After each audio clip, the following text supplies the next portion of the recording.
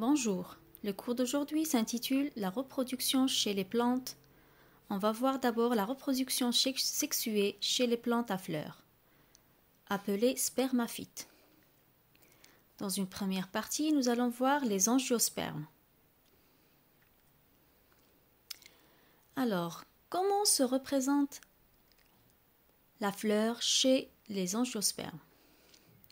Et comment on l'obtient? Pour cela, on va voir les différentes étapes. Donc ici, vous voyez bien qu'il y a des bourgeons qui sont à l'origine des fleurs qu'on va retrouver par la suite. Donc ici, vous avez les 4 étapes successives depuis le bourgeon jusqu'à son éclosion pour donner la fleur. Ici, on voit une coupe longitudinale d'un bourgeon. Si on regarde ce bourgeon de plus près, c'est-à-dire surtout les tissus qui forment ce bourgeon, on voit qu'ils sont en division. Donc ceci montre bien que les cellules qui sont à l'origine des bourgeons sont en division pour donner effectivement le bourgeon et par la suite donner la fleur.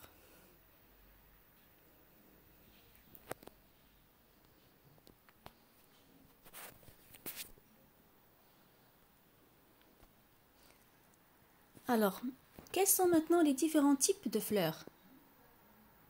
Les fleurs sont très nombreuses. Il y a différentes structures, différentes couleurs, mais elles ont toutes la même organisation, à savoir un pédoncule floral, des organes protecteurs stériles et des organes reproducteurs fertiles. Concernant ce point-là, on peut avoir des fleurs monosexuées et des fleurs bisexuées. Nous allons nous intéresser justement aux fleurs bisexuées. Pour cela, nous avons fait une vidéo sur la dissection pour pouvoir connaître les différents constituants et ensuite on a donné un schéma pour connaître les différents constituants. Donc je vous invite à voir la vidéo concernant la manipulation de dissection et par la suite vous pouvez voir ce schéma. Alors maintenant, quels sont les constituants de la fleur? Il y a d'abord le pédoncule. Ensuite, vous avez les sépales. L'ensemble des sépales forme la calice, c'est-à-dire plusieurs sépales sont appelés calices. Une seule sépale, donc c'est une sépale. Après, vous avez le réceptacle en bas, juste après les sépales. Ensuite, vous avez les pétales. Les étamines sont formées d'une antère et d'un filet. Maintenant, passons à l'appareil reproducteur femelle. Donc, l'appareil reproducteur femelle est appelé le pistil. Il est constitué de stigmates, en haut, là,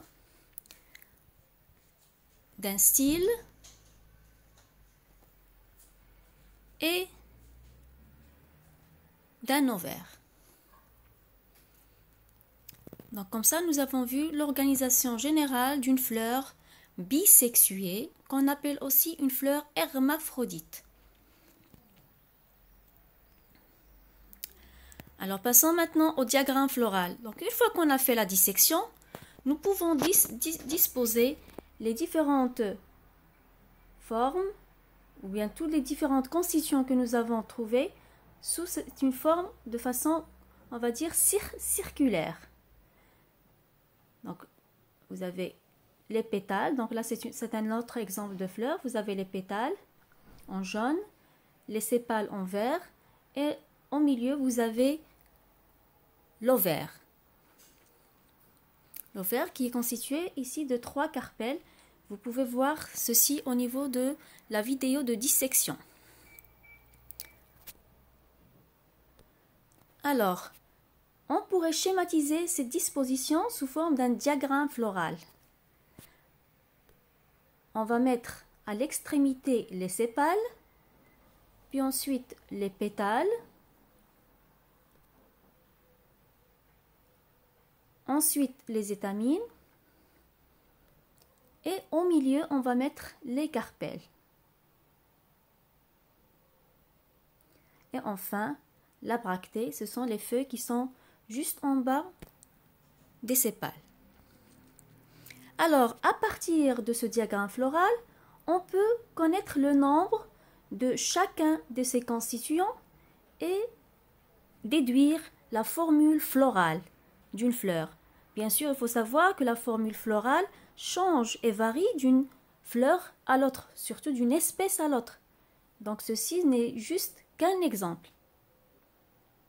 Alors, c'est quoi la formule florale pour cet exemple-là? Il faut compter le nombre de sépales. Ça vous donne 5 sépales. Ensuite, vous avez les pétales, 5 pétales. Après, vous avez 5 étamines. Et enfin, vous avez 3 carpelles. Comme ça, on aura pu écrire la formule florale de cette fleur. Alors, par cette diapositive, nous allons finir cette séance et nous verrons la séance prochaine les différents organes reproducteurs chez les fleurs mâles et chez la fleur femelle pour mieux les détailler. À la prochaine.